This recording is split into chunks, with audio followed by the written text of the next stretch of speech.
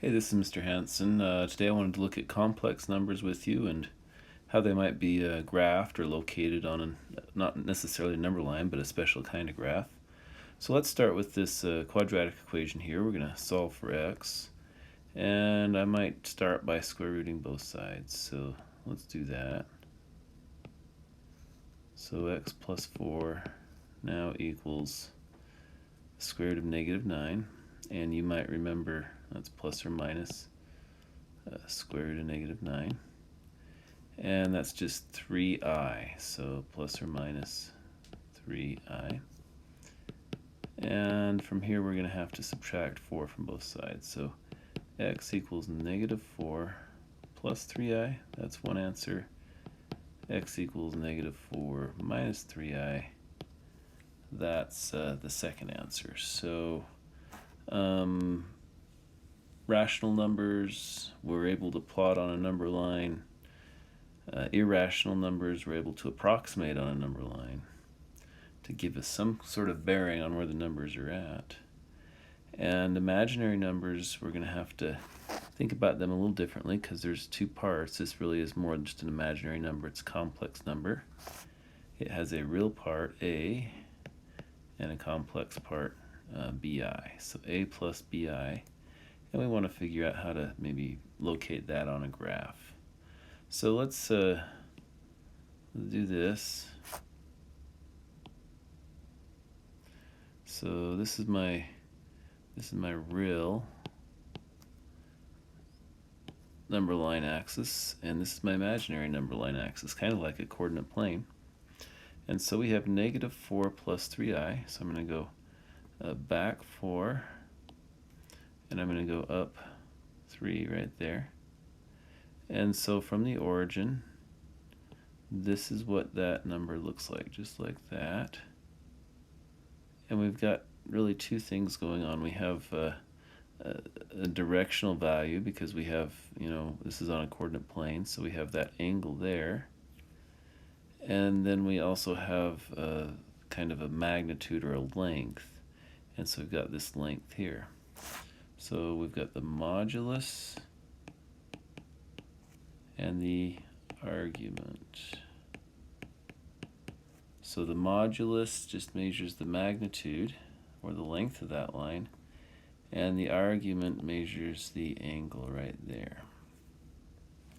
So let's see what we can do to figure this out. This is going to take a little bit of trigonometry. I'm going to put a negative 4 here and a 3 there. And I'm going to, well, first of all, maybe we could do the modulus by just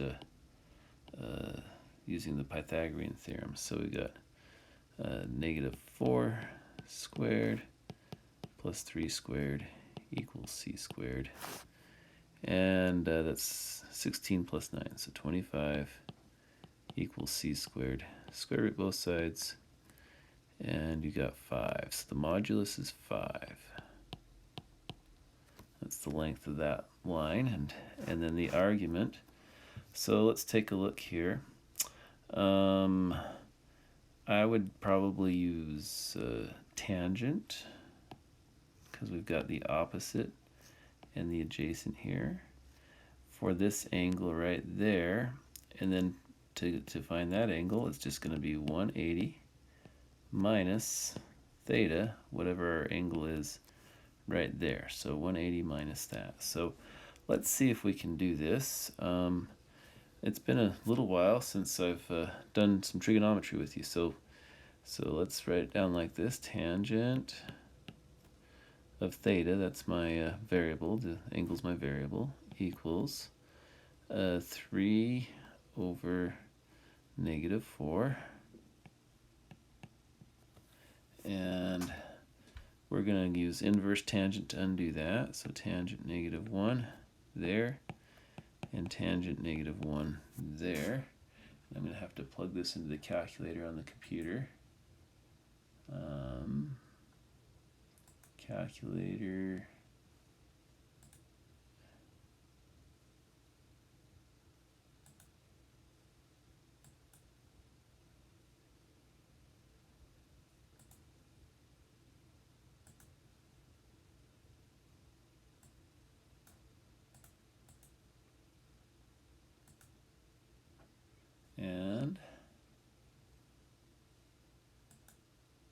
Sorry, it's taking just a second.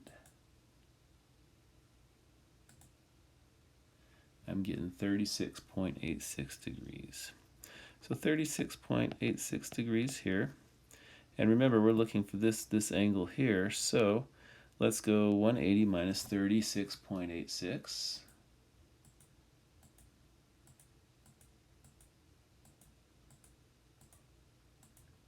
And we get 143.14 degrees.